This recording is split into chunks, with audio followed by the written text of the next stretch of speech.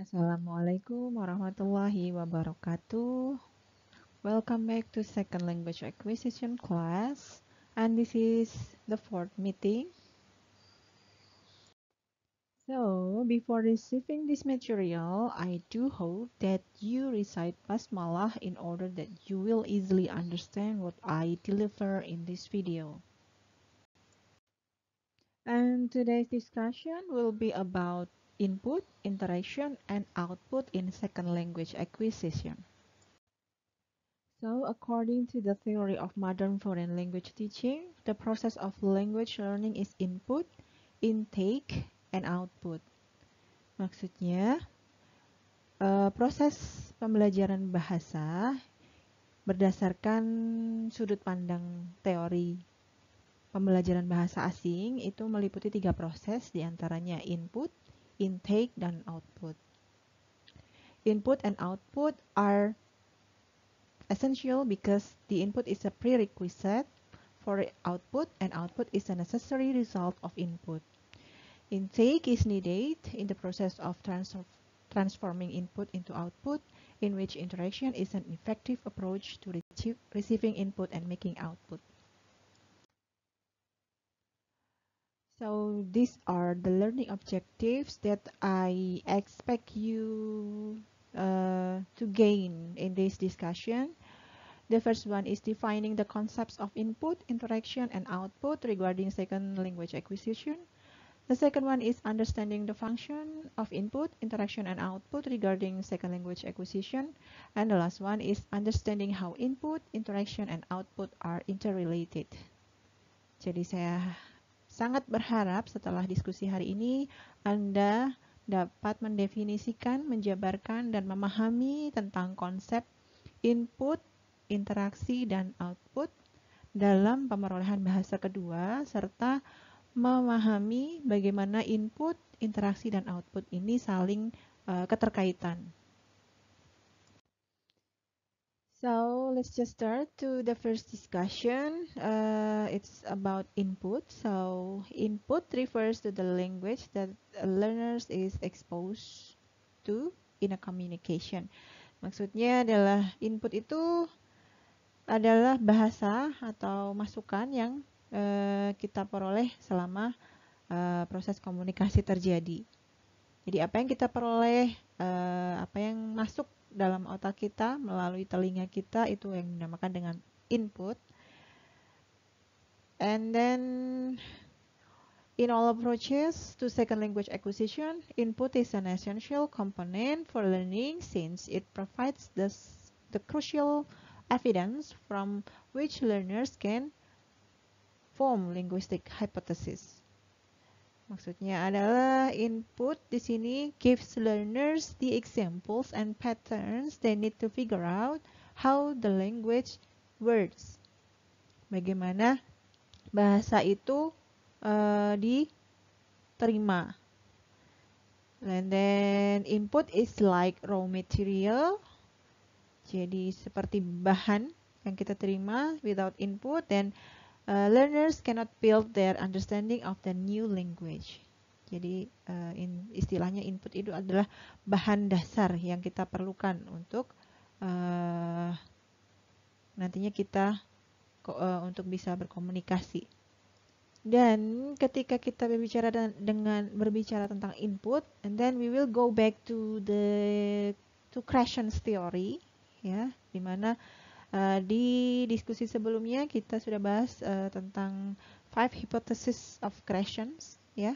Ada monitor hypothesis, ada affective hypothesis, ada natural order dan sebagainya. And menurut Krashen, ya, then Krashen contends that there is only one way for humans to acquire language, that is by understanding information or receiving comprehensible input.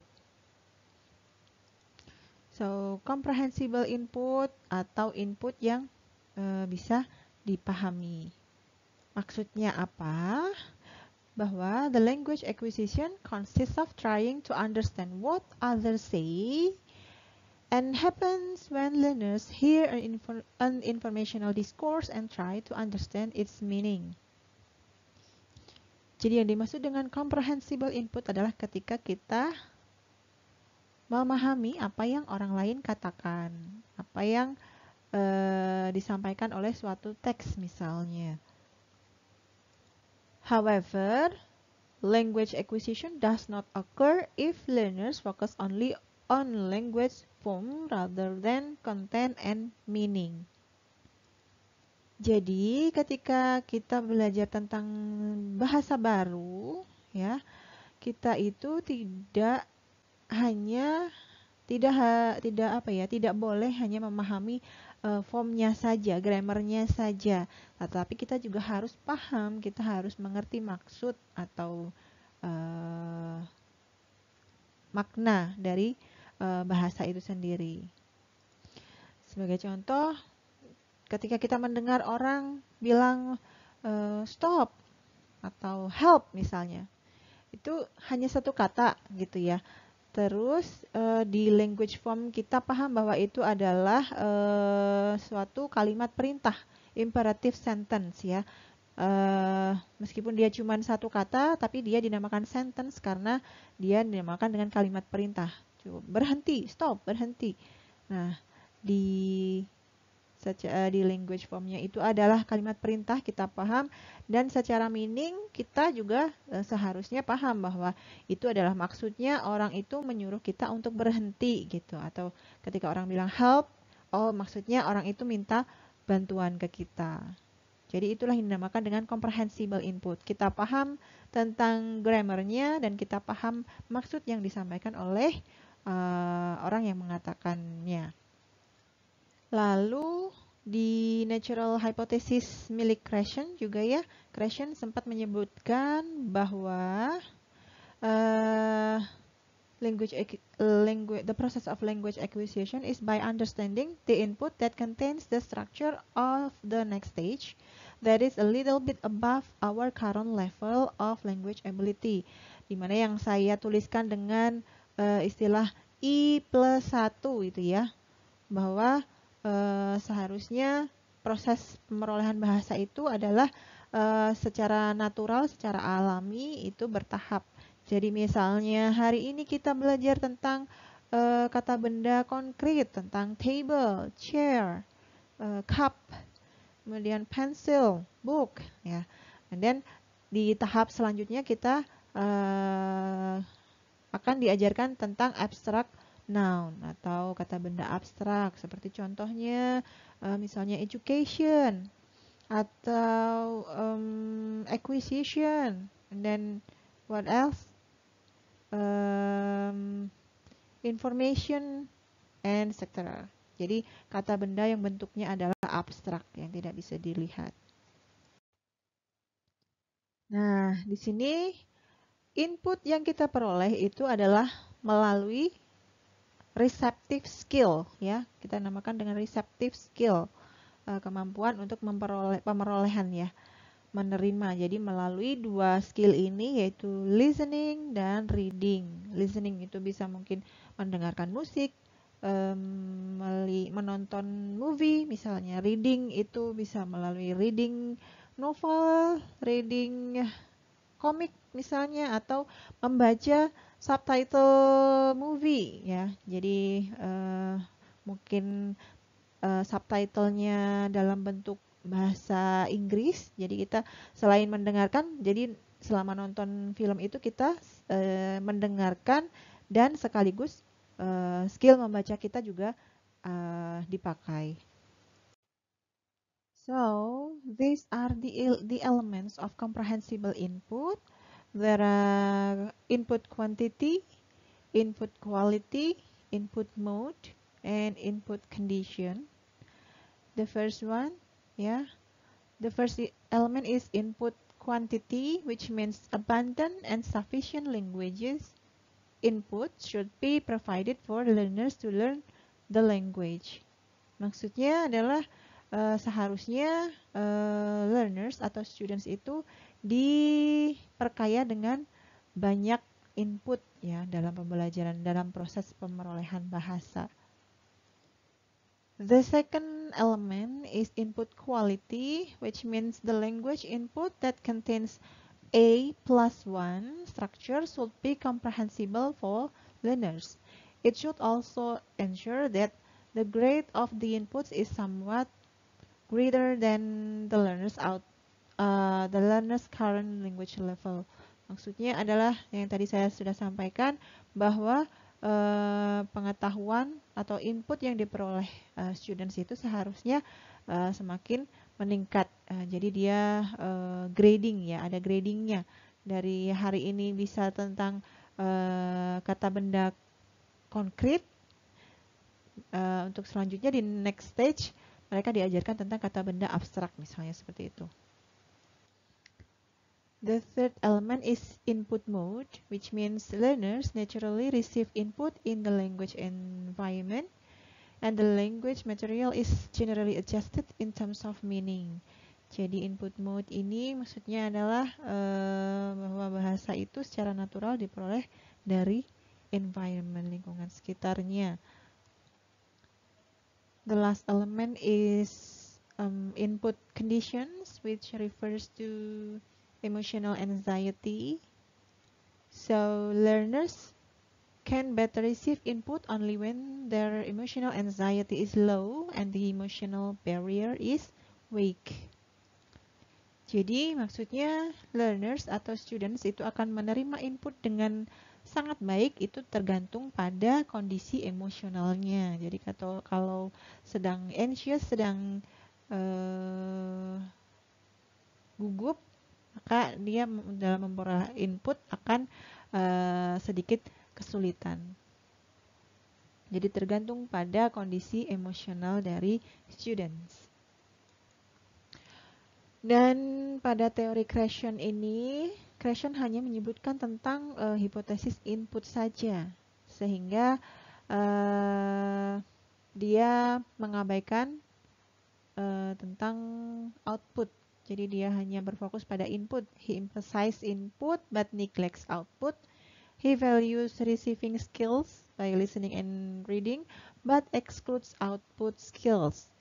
Then, due to his limitations, the input hypothesis cannot fully explain the whole process of second language acquisition. Jadi dari Krashen kita hanya bisa mengambil teori input yang sudah diklaim oleh Krashen. Untuk selanjutnya teori input kita akan mengambil dari Michael Long. Okay, we come to the second topic, which is interaction. So, in the SLA framework, the input hypothesis need to be supplemented by other theories that explain precisely how to make the input comprehensible.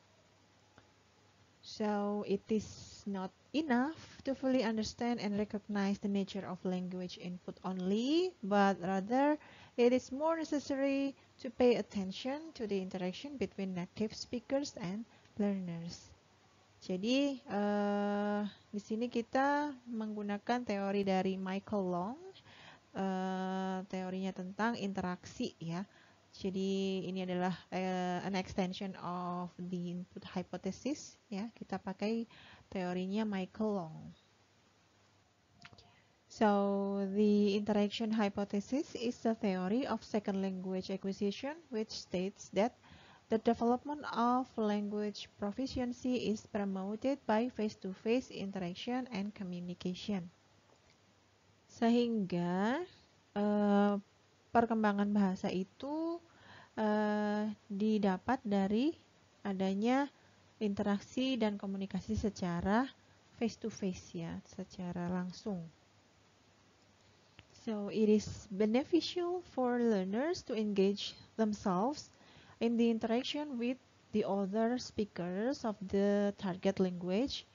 In this way, they are immersed in the stimulating surrounding which force them to communicate in second language.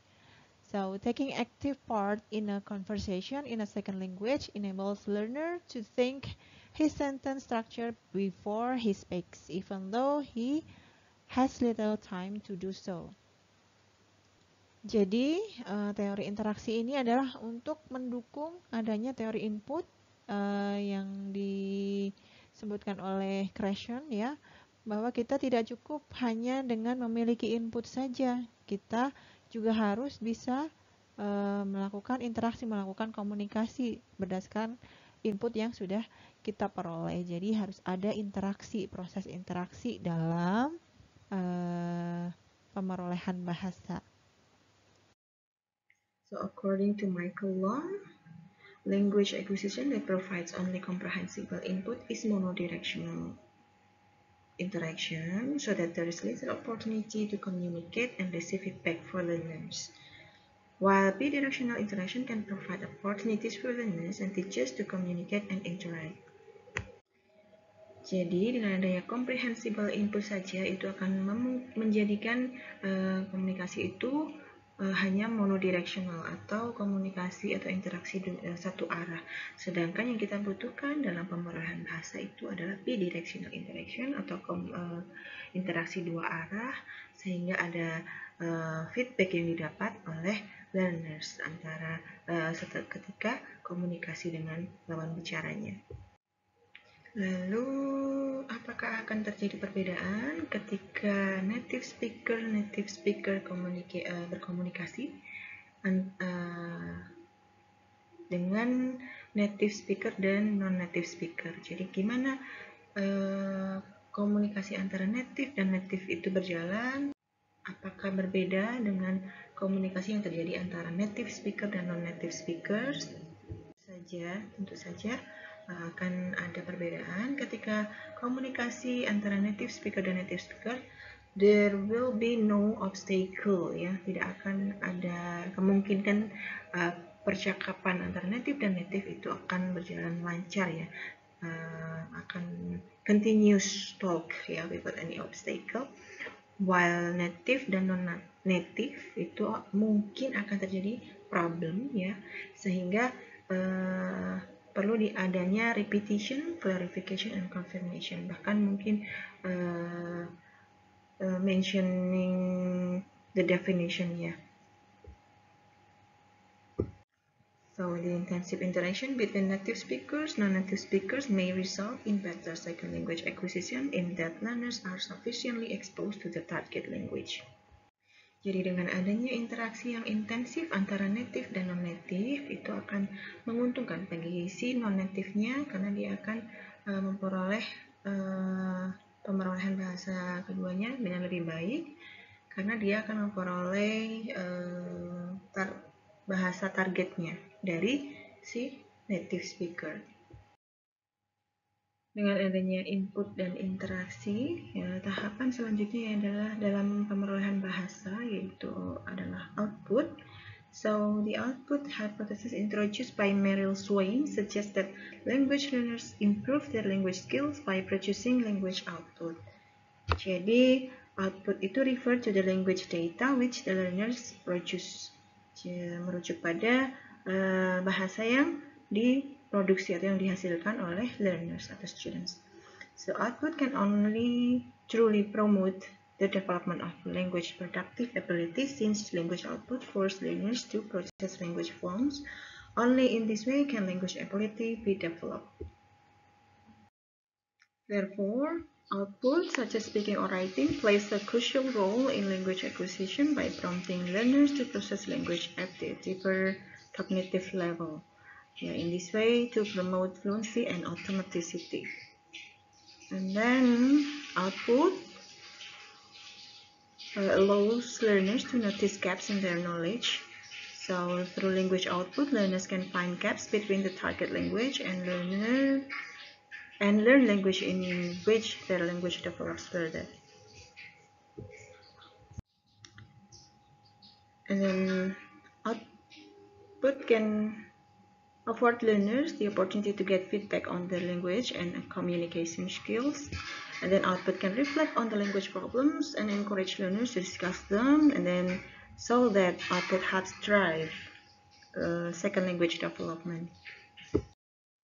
Jadi ini suatu gambaran tentang adanya korelasi antara input, interaction, dan output. Jadi input itu berupa receptive skill, yaitu listening dan reading yang diterima oleh learners atau students. Kemudian dengan adanya interaction, terjadilah output berupa productive skill, yaitu speaking dan writing. So language acquisition is a process from language input to language output. In SLA, input is the premise, output is the purpose, and interaction is the auxiliary means of input and output.